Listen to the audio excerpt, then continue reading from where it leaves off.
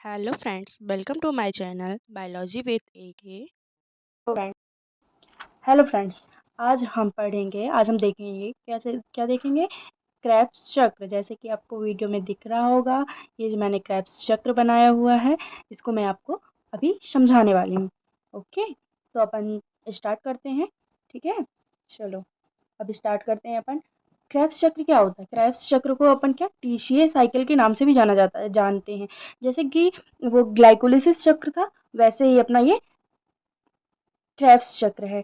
Okay, तो glycolysis चक्र में हमने क्या देखा था? ग्लाइकोलिसिस चक्र में हमने देखा था कि ग्लूकोज को अपन ने किसमें, पायरुविक एसिड में चेंज किया था ना।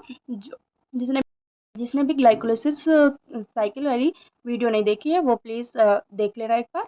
ठीक है, फिर उसके बाद अपना आता है ये पायरुविक एसिड से। पायरुविक एसिड वो मतलब कि उसी में कन्वर्ट होता रहता है, पायरुविक एसिड से पायरुविक एसिड, साइट्रिक एसिड।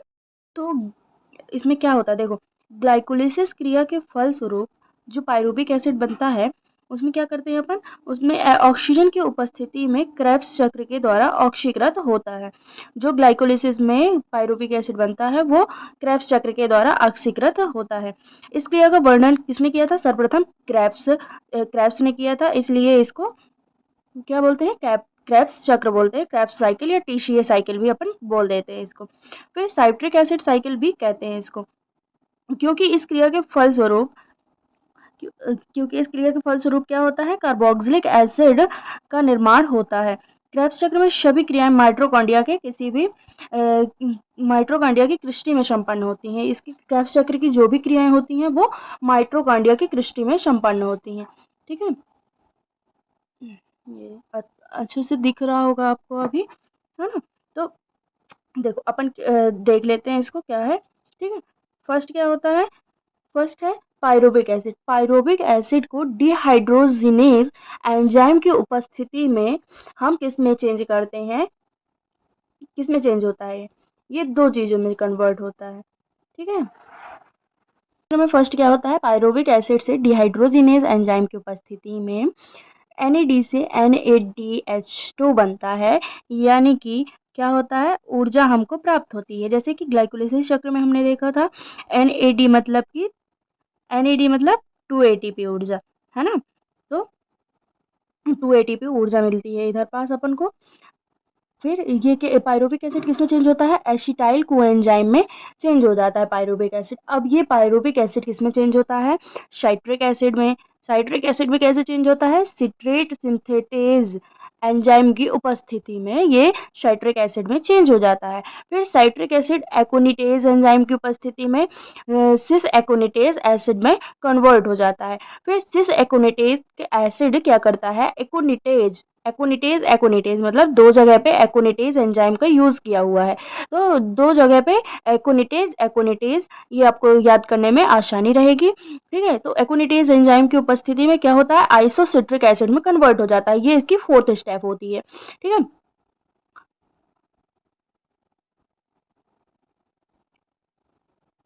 फिर क्या होता है? आइसोसिट्रिक एसिड में चेंज हो जाता है। अब आइसोसिट्रिक एसिड से डिहाइड्रोजिनेज एंजाइम की उपस्थिति में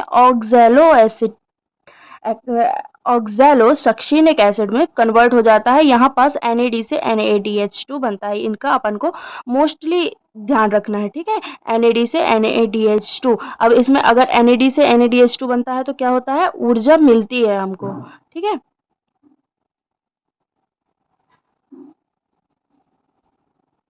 फिर क्या होता है? ऑक्सैलो सक्सेनिक एसिड ये डिकार्बोक्सिलेज एंजाइम की उपस्थिति में कीटोग्लूटेरिक एसिड में कन्वर्ट हो जाता है, अल्फा कीटोग्लूटेरिक एसिड। ठीक है, फिर ये क्या करता है? अब जब ये चेंज होता है तो डिकार्बोक्सिलिक एसिड में एसिड की उपस्थिति में, एंजाइम की उपस्थिति में NAD से NADH2 ऊर्जा मिलती है। तो फिर सक्सिनिल को एंजाइम में चेंज हो जाता है ये। फिर सक्सिनिल को एंजाइम थायोकाइनेज एंजाइम की उपस्थिति में सक्सिनिक एसिड में कन्वर्ट हो जाता है। सक्सिनिक एसिड फिर डिहाइड्रोजिनेज की उपस्थिति में फ्यूमेरिक एसिड में कन्वर्ट हो जाता है। अब जब सक्सिनिल को एंजाइम से सक्सीनिक एसिड में कन्वर्ट होता है तो क्या होता है, जीडीपी से जीटीपी का निर्माण होता है। फिर जब ये सक्सीनिक एसिड से फ्यूमेरिक एसिड में कन्वर्ट होता है तो किसकी, डिहाइड्रोजिनेज एंजाइम की उपस्थिति में FADH2 से FAD बनता है, यानी कि ऊर्जा खर्च होती है।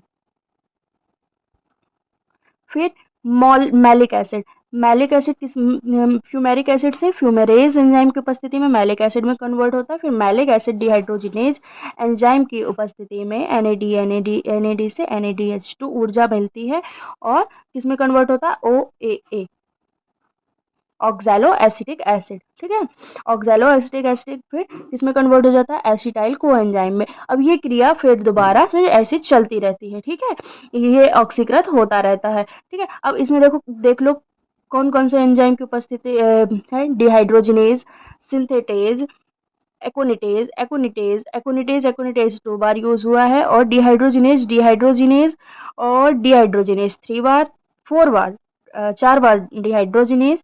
फिर एक इनको एंजाइम की याद रखना आपको बहुत इम्पोर्टेंट है और याद भी करना पड़ेगा, याद हो जाएगा आपको आसानी से। ठीक है, एक दो बार आप रीड करेंगे तो आपको आसानी से आ जाएगा। और ये NADH2 का इसको आपको मोस्टली ध्यान रखना पड़ेगा, क्योंकि ये क्या होती है, ये मोस्ट इम्पॉर्टेंट होती है ग्रेव्स चक्र की। ठीक है, ये क्योंकि ऊर्जा को हमको बताती है। जैसे कि अब देखो इसका महत्व क्या है, ग्रेव्स चक्र के दौरान 4 स्थानों पर क्या होती है, NAD से NADH2 का निर्माण होता है। देखो first, second, third and fourth.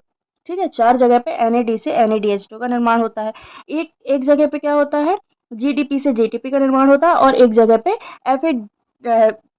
FADH2 का निर्माण होता है, FAD से FADH2 का निर्माण होता है। अतः कुल ATP कितनी मिली हमको, 4 NAD है, तो 4 NAD इक्वल्स टू कितना होगा, 12 ATP, क्योंकि 1 NAD इक्वल्स टू 3 ATP। ठीक है, तो 3 ATP होता है 1 तो अपन को कितनी ऊर्जा मिली, NAD कितनी है अपने पास, 4 NAD, तो ATP में ऊर्जा कितनी हो जाएगी, 12 ATP। ठीक है, फिर क्या है, फिर अपने पास है एक GTP मतलब कि एक ATP, एक GTP इक्वल्स टू एक ATP। फिर उसके बाद FAD कितना है, एक है अपने पास, तो FAD अपने पास एक है, तो FAD मतलब होता है 2 ATP, एक FAD मतलब 2 ATP। अब कुल अपन को ऊर्जा कितनी मिली, अपन को ऊर्जा मिली 15 ATP मिली ना।